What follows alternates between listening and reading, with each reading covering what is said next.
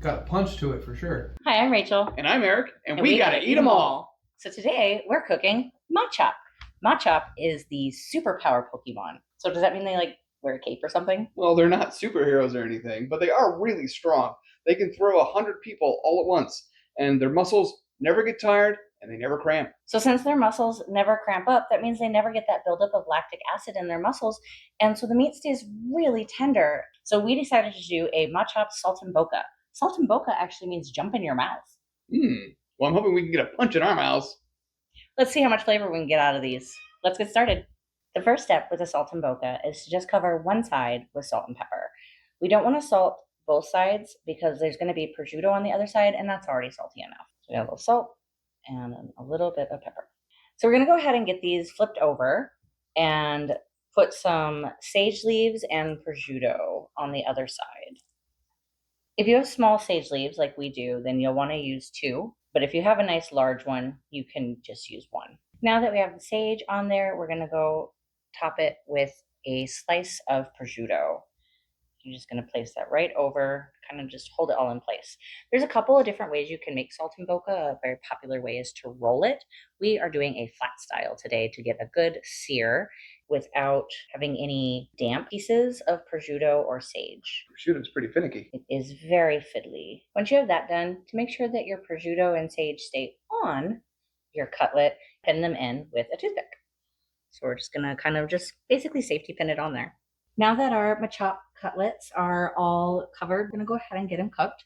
First step is to heat some olive oil. We're gonna throw some down in our pan here and just get that heated up until it's shimmering. Now that our olive oil is nice and heated up and pretty shiny, we are going to dredge one side of our Machop cutlets and put them in the pan. I'm gonna have to cook this in batches since I don't want to overcrowd the pan. And we're dredging them in cornstarch instead of flour to give a nice crisp crust. Another reason to use cornstarch as your dredging ingredient is because it will give a nice, silky, thickening quality to your pan sauce whenever you're done. These should cook up really quickly. We're going to cook them almost all the way through on the one side and then flip them just enough to give a little bit of heat to that prosciutto. If you overcook prosciutto, it really brings out the saltiness of the prosciutto, and you don't want to burn your sage on there either. Once these are cooked through, we're going to flip them, give it a kiss of heat, and flip it back over. So we're going to go ahead and flip these quick and transfer them to a pan. To make our sauce, you want to turn your heat down and add some butter and a bunch of sage. Extra sage flavor to go with this. Now that our butter has melted, our sage is nice and wilted in there, we're going to deglaze the pan with a little bit of white wine. We want to get all those brown bits really scraped up. They're going to give lots of flavor to this pan sauce. Once this is thickened up a little bit, you're going to go ahead and add some salt and pepper and about a teaspoon of fresh lemon juice. You can add more lemon juice if you like. We're gonna keep our lemon flavor a little light. This is nice and thick. That came together really fast. We're gonna go ahead and remove that sage bunch and pour this pan sauce right over those Machop cutlets. Well, this smells really good. You can definitely smell that sage, and we decided to do a lemon parmesan orzo, and that pairs really nicely with the sauce that we did. It does. Do not forget that there are toothpicks in this, so you'll want to make sure to pull those out. Let's dig in and try it. That is really, really tender. Good sear on this.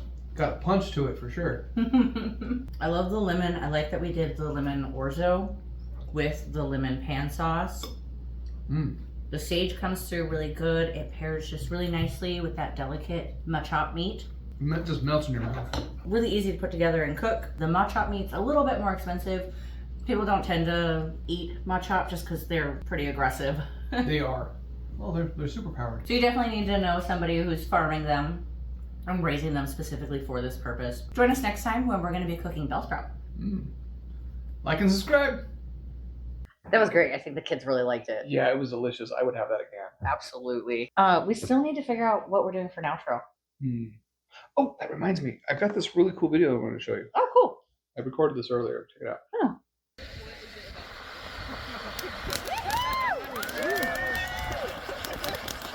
So, what does this have to do with Machop? Oh, okay. Cool.